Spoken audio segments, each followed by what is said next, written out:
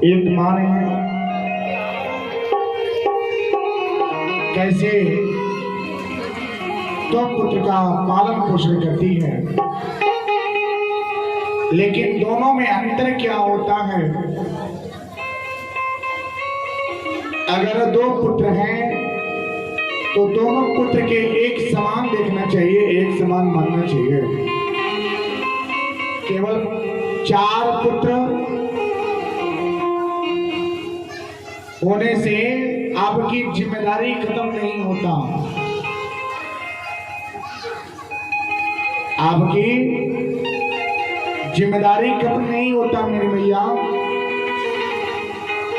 जब तक वो पुत्र अपने पैर पे ना हो, पढ़े लिखे अच्छे से ना रहे, जब तक जीवन अच्छा सा ना व्यतीत हो, तब तक जिम्मेदारी आपका कम नहीं है।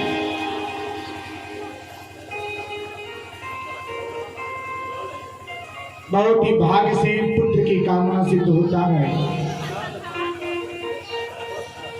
बहुत ही भाग्य से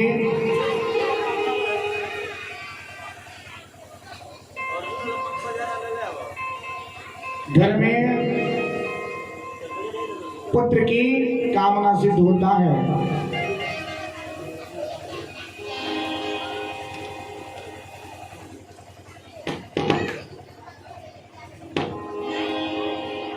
ऐसे ही एक सुंदर कथा है श्रीमद् भागवत कथा में। एक आत्मदेव नाम के एक ब्राह्मण होते हैं और उनकी पत्नी जो है धुंधली होती है। धुंधली कौन? धुंधली कौन है? जो तेज हो, तेज स्वभाव की जो माताएं हैं ना, जो अपने बात की आगे अगर पति देव की बात सुने तो सुन नहीं पाते ना। हमारे बात होके के चाहिए, हमारे बात ना हुई तो और बात सुनने ना करे। हमारे बात ऊपर होके के चाहिए, बात कटे के ना चाहिए। चाहे वो पति देव के लगे धन बाग की नहीं खे, लेकिन हमारे कार्य सिद्ध होके के चाहिए।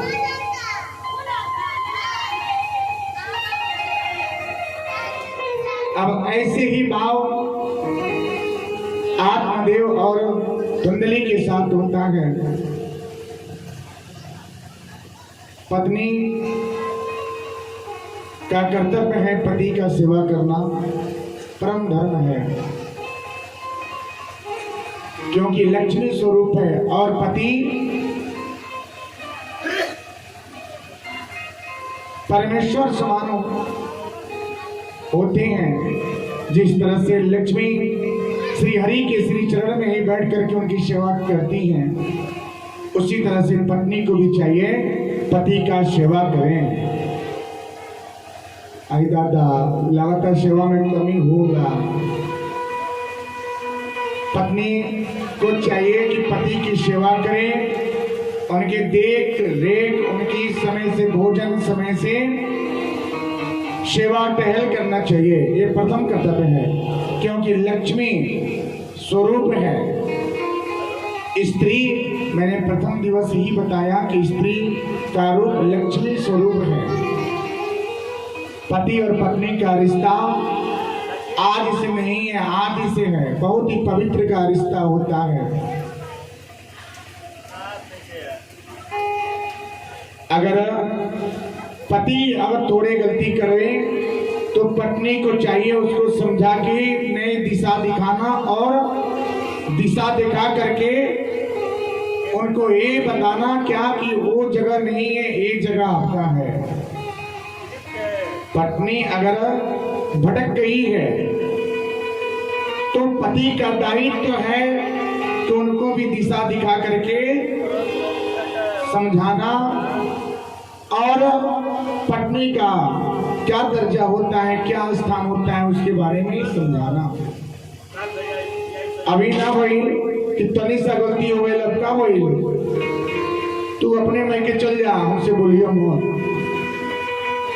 चल जा। कहाँ वहाँ? अपने माता पिता के पास चल जा, आज के बाद उनसे बात मत करिए। बोला कि नहीं बोला? सही बोलो सब। आज के समय अनुसार देखिए, पत्नी जो है पति की हर एक बात का सेवा टहल माने, पति और पत्नी एक दूसरे को समझें तो कभी विवाद होगा ही नहीं। विवाद क्यों होता है? हम बड़े तो हम बड़े, यानी हमारा बात ऊपर होके के चाहिए, हमारा बात नीचे ना होके के चाहिए। अगर पति पत्नी का रिश्ता है तो दोनों जन में कोई एक को झुकना चाहिए। क्यों? झुकने से किसी का महत्व तो कम नहीं हो जाता या और महत्व तो बढ़ जाता है। जैसे कि एक फूल होता है, वो फूल क्या है? कितना वो अच्छा खिले, कितना वो सुंदर दिखे, अंत में जाकर के वो झुक जाता है। क्या वो भगवान को प्रिय नहीं होता? सबसे प्रिय होता है। तो जो झुक गया वो सीख गया, और जो नहीं झुका वो कभी नहीं सीखा।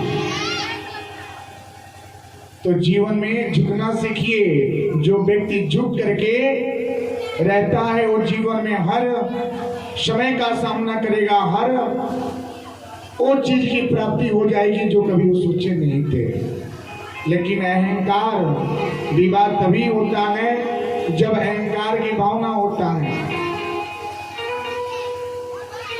सास बोले ना, अगर पत्नी, अगर बहू, सास भी कहो बहू थी, आज आके सास बनी है ना, कभी यार बहू के रोल आपके पास भी था। आपके ऊपर भी क्या सासू माँ डांट फटकार करती थी, और आज आप जाकर के सास बनी है। तो सास बहू का रिश्ता एक माता और पुत्री का होना चाहिए।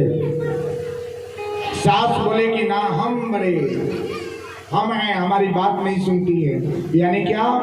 अगर बैठे ना हमारी बहू है ना, हमारे को बात ना सुने, वो दूसरे के बाद खाली अपने मायके के बात हुई, हमारी बात एको ना हुई। तो घर की अपनी बहू है, आप उसको कदर में रखें, मर्यादा में रखें। यही सास का परम कर्तव्य होता है। सास और बहू, माता और पुत्री का रिश्ता होना चाहिए। अगर बहू के पास कोई कमी है तो सास को जा करके पूछना चाहिए, या बहू अगर पूछे कि हे माँ हमारे पास ये सामग्री नहीं है, तो सास को क्या करना चाहिए? ठीक है अभी मंगवा देते हैं, करा देते हैं, ठहर जाओ, नहीं तत्काल नहीं, उस समय आपके पास पैसे हैं, बोलिए प्रेम की भाषा, ठीक है आज नहीं होगा कल होगा। अगर जाके बोले तो बोले क्या रोज रोज ये सामान में चाहिए, वही पर विवाद बिगड़ जाला। आज जब विवाद बिगड़ गई तो सास बहू में बैर हो जाई। अब बैर हो जाए तो ना सास बहू की ओर देखे और ना बहू सास के देखे। तो रौड़ा से मत करे सब है, नहीं तो घरे गेले के बाद रोटियों ना मिली। तो ध्यान दे सब है, कभी भी बहू और सास का रिश्ता माँ और बेटी का करें, माता और पुत्री का व्यवहार होगा तो घर कभी नहीं टूटेगा। अगर घर जोड़ के रखना है तो ये नियम को अपना लीजिए। ये नियम जिस घर में रहेगा वो घर कभी नहीं बिगड़ेगा। पहले जो बहुएं थी ना, मर्यादा था, सत्कार थी, कदर था, अपने से बड़ों का सम्मान करना कैसे किया जाता है, ये सब गुण था। आई दादा और आधुनिक युग में ना सास बहू देवर देवरानी जेठ जेठानी कौन है, इसमें किसी का भेद नहीं है। अगर ससुर है ना, अगर सामने बैठे तो बहू बोलती है पापा जी खाना खाएं, ले आओ तनी खाना खा ली, भोजन कर ली। यानी जो पहले जो बहुएं थी ना, ये पल्लू मर्यादा होता था, ये सिर की पल्लू क्या होते थे, हमेशा ढके रहते थे। और आधुनिक युग में बोली कि वो आवे दुआरे पर कहल जाला का, हाँ बोली घरे के उबा नहीं का कहत नहीं बताई। सही बात मानू, सही सी बता आप सब ये बड़ा बढ़िया बतिया लागी, लेकिन नियमों का पालन कर सब है तो सबके खातिर बा, हमरो खातिर बा, रोरो खातिर बा, सबके खातिर बा। जे ज्ञान देला ओकरो ज्ञान मिलेला, आ जे ज्ञान सुनेला ओकरो ज्ञान मिलेला, ये सबके खातिर बा। ये ज्ञान भागवत हम नहीं कह, ये भागवत कथा, ये पुराण के द्वारा बात बा। पहले मर्यादा आप पहले सीखिए कि मर्यादा क्या है, सत्कार क्या होता है, सम्मान किसे करते हैं, जेठ कौन है और जेठ का दायित्व क्या होता है। अगर एक गुण जिस परिवार में अगर आ गया वो समझ जाइए कि परिवार हमेशा उच्च से उच्च स्थान को प्राप्त करेगा, कभी बिखर नहीं सकता।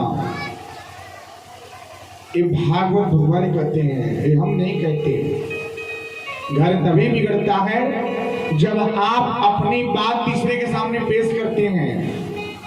पति की बुराई तीसरे के सामने करेंगे, घर की बुराई तीसरे के सामने करेंगे, वो तीसरा बोलेगा क्या, फूट डालो और राज करो। चलो अच्छा मौका है, इसी में क्या होता है, चांस मिल जाता है और आपको बिखराव आ जाता है, अलगाव। महाभारत का युद्ध केवल तीसरे के कारण ही हुआ, रामायण हुआ तीसरे के कारण ही हो गया। अगर मंथरा नहीं होती तो प्रभु श्री राम जी को 14 वर्ष का वनवास नहीं होता। अगर इधर शकुनी नहीं होते तो महाभारत का युद्ध नहीं होता। तो ये दोनों जन तीसरे ही हैं, तो कभी भी तीसरे की बात नहीं सुनना चाहिए। और तीसरे का सुनिए तो बात वहीं पर छोड़ दीजिए, लेकिन गांठ बांध करके घर पे लेके नहीं आवल जाला। आज ये लेके आवेला कोई के घर टूटेला, आज ये नहीं लेके आई बात सुन ली है, सुनी है, निकाल दी, वो सबसे बढ़िया व्यक्ति बा। ये नियम अपनाओ बा, नहीं तो दूसरे के बात लेके आओ जाई, आए हुए लक्ष्मी भी रुष्ट हो जाएंगी, घर परिवार टूटेगा, पति पत्नी के रिश्ते जो मिठास हैं बिखर जाएंगे और आपका जीवन जो है दुख में व्यतीत होना शुरू हो जाएगा।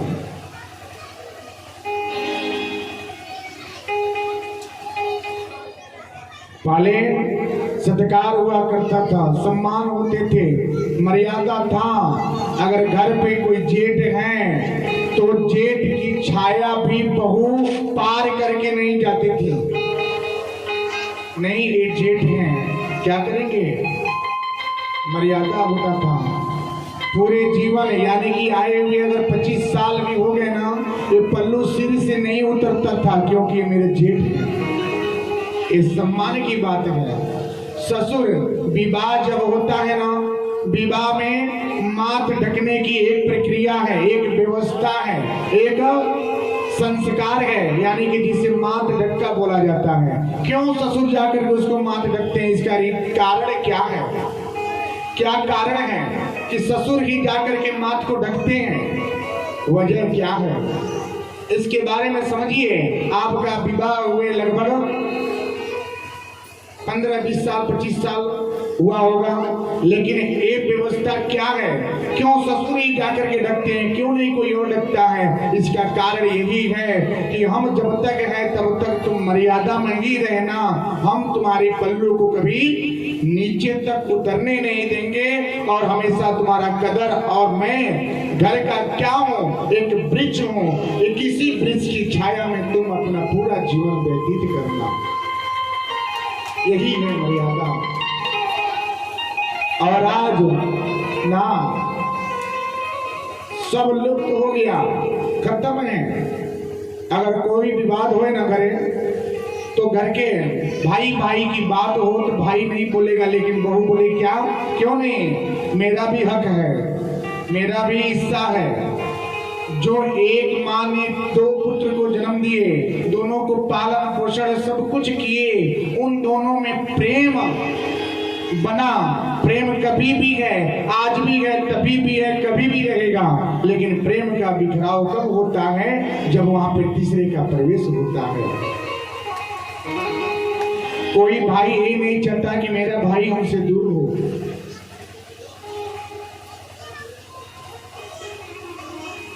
पहले जो माताएं थी ना, खूब परिश्रम करते थे, मेहनत करते थे, घर पे ही क्या करते थे, चक्की चलाते थे, चावल निकाल लेते थे, उनके पास कोई बीमारियां नहीं थी। और आई दादा सब कुछ व्यवस्था बा, सब कुछ होत बा, लेकिन फिर भी प्रतिदिन जब तक 4 गो टेबलेट अगर गोली ना खाई ली तब तक एक दिन चल लगे। फिल्टर के जल होता, यानी कि खूब साफ सफाई वाला जल होता। कितना वो जल पीने से क्या होता है, उसमें शरीर का पोषण की जो क्षमता है कम होता है। पहले जो माताएं, जो पहले के जो व्यक्ति थे ना, बावड़ी का जल का, कुएं का जल का प्रयोग करते थे, पीते थे। उसमें ज्यादा क्या था, पोषण शक्ति था, शरीर मजबूत होते थे और काम करने की क्षमता बढ़ी रहती थी, कार्य करते रहते थे, दिन भर मेहनत परिश्रम करते थे। और आज नहीं है, सब कुछ व्यवस्था है, लेकिन शरीर आपका अच्छा नहीं है, क्योंकि आप परिश्रम करना नहीं चाहते।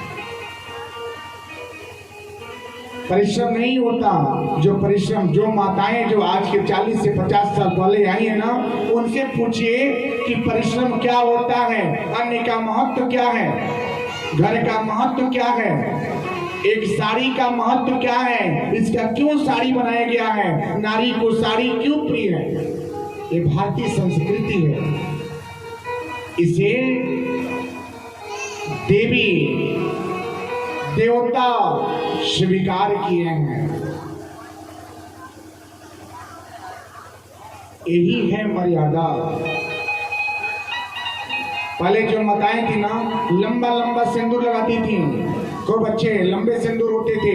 विवाह जब होता था ना, तो समझिए कि लंबे सिंदूरदान होता था, लंबे सिंदूरदान होता था। क्यों?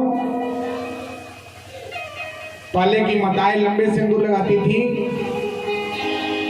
क्यों? क्योंकि पति की आयु दीर्घायु होता था। पहले इतनी अकाल घटनाएं नहीं थी, ना इतना कभी चोट चमेट एक्सीडेंट मृत्यु होता था। और आधुनिक युग में देखिए, अगर शादी विवाह हुआ ना, 2 महीने बीता नहीं, इतना सिंदूर, इतना बड़ा सिंदूर से आकर के इतना सिंदूर हो जाता है, कोई देखे नहीं, कोई जाने नहीं, कोई समझे नहीं। क्या यही मर्यादा है ना? ये मर्यादा नहीं है। मर्यादा वो है जो था, उस परंपरा को अपना लीजिए, उस समय को अपना लीजिए। समय वही है, समय वही है। उस समय भी सूर्य थे, उस समय चंद्रमा थे, उसी समय हवा था, जल था, वायु, पेड़ पौधे सब कुछ थे, सब कुछ वही है। लेकिन बदला है तो सिर्फ आपका विचार और आपका नेत्र को देखने का तरीका बदल दीजिए, विचार को बदल दीजिए, आप अपने जीवन में आ जाएंगे, सुख में जीवन व्यतीत होगा। मेरी मैया, यही है भागवत ज्ञान, यही है भागवत कथा। आत्मदेव ब्राह्मण हैं, भिक्षा मांगते हैं। ब्राह्मण का कर्तव्य होता है भिक्षा मांगना। आत्मदेव, उनकी पत्नी धुंधली जो तेज है, तेज, ये बेचारे आते हैं, भिक्षा मांग करके आते हैं। दरवाजे पे जैसे आए, पत्नी का दो दायित्व होना चाहिए। पति देव कहीं से आवे तो 1 गिलास जल लेके जाइए कि इसे स्वीकार कीजिए। क्यों? क्योंकि उस जल में क्या होता है? प्रेम होता है। भले आपके घर गुड़ नहीं है, कोई एक मीठा नहीं है या खाने की वस्तु नहीं है, 1 गिलास जल भी अगर दे देवे तो मन की तृप्ति होता है। तो ये नियम अपना लीजिए, इसे सुख समृद्धि की प्राप्ति होता है। आत्मदेव आए, पत्नी बोली, क्या इतने देर नहाते, क्या लेके आए हो बताओ? आप सब बोले सब, हम कितना बज गई, क्या करत रही, कितना कमा के लेके आए बनी, दी ले आई। पति देव बोलते हैं, क्या क्या करें, कुछ है नहीं, उतने पे तो खाने वर्ग इतना मिल जाता है, ले लीजिए, आप स्वीकार कर लीजिए। 100 रुपये के अगर आपके पास बरकत है ना, तो 100 रुपये में ही जीना सीखिए। आज आपके पास 100 रुपया है, वही 100 रुपया आने वाले समय में 1000 रुपये का काम करेगा। आज 1000 रुपया है, वो 10,000 का काम करेगा। पहले क्या थे, पैसे नहीं थे, फिर भी सुख था, धन नहीं थे, प्रेम था। और आदमी के में सब कुछ है, लेकिन सब लुप्त हो गया है। किसी के दरवाजे पे जाइए तो 4 व्यक्ति एक साथ बैठे हुए नहीं मिलेंगे। क्यों नहीं मिलेंगे? क्योंकि समय बदल गया, यानी विचार बदल गया है। लोग बोलते हैं समय बदला, ना समय नहीं बदला है, विचार बदल गया है। पहले जो प्रेम था ना, एक साथ बैठते थे, एक दूसरे से दुख सुख जानते थे, लेकिन आधुनिक युग में कोई एक दूसरे के साथ दुख सुख मत जानिए। अगर एक घर में 6 सदस्य हैं, 6 सदस्य हैं, माता पिता भाई बहन पुत्र पुत्री 6 सदस्य हैं ना, तो 6 के पास एक जन का आप 10,000 का मोबाइल पकड़िए तो 6 जन का मोबाइल का खर्चा हो गया 60,000 रुपया। 60,000 रुपया मंथली, यानी कि एक महीने में 60,000 का मोबाइल आपके घर पे चल रहा है। उसके बाद अगर पूरे परिवार एक साथ बैठे हो ना, तो वहां पे किसी के पास प्रेम नहीं है, बस टिक टिक मोबाइल देखना शुरू। कौन पिता को कितना दुख है, माता को क्या तकलीफ है, भाई को क्या तकलीफ है, बहन को क्या तकलीफ है, क्या चाहिए क्या नहीं चाहिए, पढ़ाई कैसा हुआ, क्या देख के आए, क्या सीखे, कुछ पूछने की जरूरत नहीं है। अपने मोबाइल में डूबे रहिए। वही आगे चलकर क्या होता है, नुकसानदायक होता है। तो इस चीज को त्याग दीजिए। जिस परिवार में अगर ऐसी व्यवस्था है तो उस व्यवस्था को दूर कीजिए, क्योंकि माँ बाप ही पुत्र और पुत्री के प्रथम गुरु होते हैं। और जो माता पिता अपने पुत्र को एक ज्ञान अगर नहीं देते हैं तो पछताने के सिवा दूसरा कुछ नहीं मिलता मेरे भैया, कुछ नहीं मिलता। इसको, इस व्यवस्था को बदल दीजिए, यही आपका प्रथम कर्तव्य है।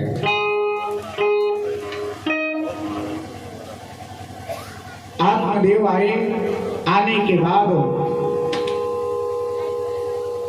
प्रवेश हुए, पत्नी चिल्लाई, उनके पास संतान नहीं है, फिर भी पत्नी का तिरस्कार अपमान सहते हैं। बोलते हैं क्या, जब इतना चिल्ला के बोली तो अपने जीवन को अंत करने के लिए बोले क्या, अब हम नहीं रहेंगे, अब ये जीवन रखने से क्या फायदा, अब हम नहीं रहेंगे, अपने जीवन का अंत कर लेंगे। सुबह की बेला हुआ, आत्मदेव अपने शरीर की अंत करने के लिए जा रहे हैं। रास्ते में एक मुनि श्रेष्ठ मिले, बोले क्या, प्रणाम किए, बोले क्या, अरे विप्र, तड़के सुबह इतनी सुबह कहाँ जा रहे हैं? बोले क्या करें, मेरी पत्नी जो है हमेशा मुझे डांटती रहती है, हमेशा चिल्लाती रहती है। कोई ऐसा दिन नहीं हो, यानी कि हफ्ते के 7 दिन होता है, 7 दिन कोई ऐसा दिन नहीं है जिस दिन हम पे चिल्लाए नहीं। अच्छा, रो सोना न कर ले सुबह, अगर करो तो सुबह तो छोड़ दो सब, सही बताए। सही बताए। आज देखिए सामने बैठल बने, आज तू सबे बैठल बा, भगवान जी के समक्ष बैठल बा, अगर ऐसा हो तो त्याग दे सुबह, क्योंकि पति के डांट आप लोगों का क्या है, कर्तव्य नहीं है। हाँ, गलत है तो डांटिए, समझाइए, लेकिन हर पल हर घड़ी नहीं बोलना चाहिए। इससे क्या होगा, आपके बात का वजन नहीं रहता और आपकी जो है पत्नी का एक धर्म का अपमान होता है। नर्मदा कैसी थी जो ऐसे रूप को लेकर बर्दाश्त किया। हो सकता है कि आपकी परीक्षा चलता हो, एक ना एक दिन बदल ही जाएगा, तो उस रूप को याद कर लीजिएगा। नहीं अगर समझ में आए तो उस रूप को याद कर लीजिएगा।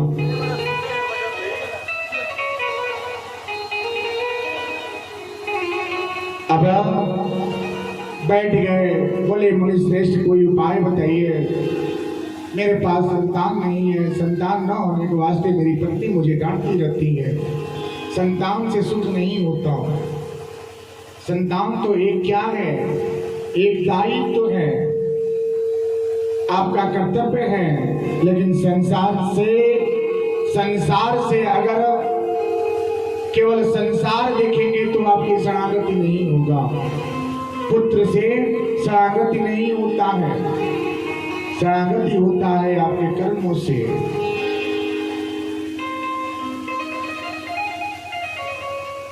धृतराष्ट्र के 100 पुत्र हुए, फिर भी धृतराष्ट्र अकेले पड़ गए, अकेले ही जाना पड़ा।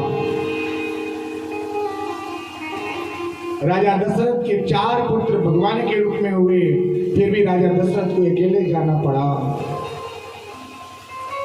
तो किस पुत्र मोह में डूबे हैं, उसे छोड़ दीजिए। आपका दायित्व है, आप अपने कर्तव्य का पालन करते हैं।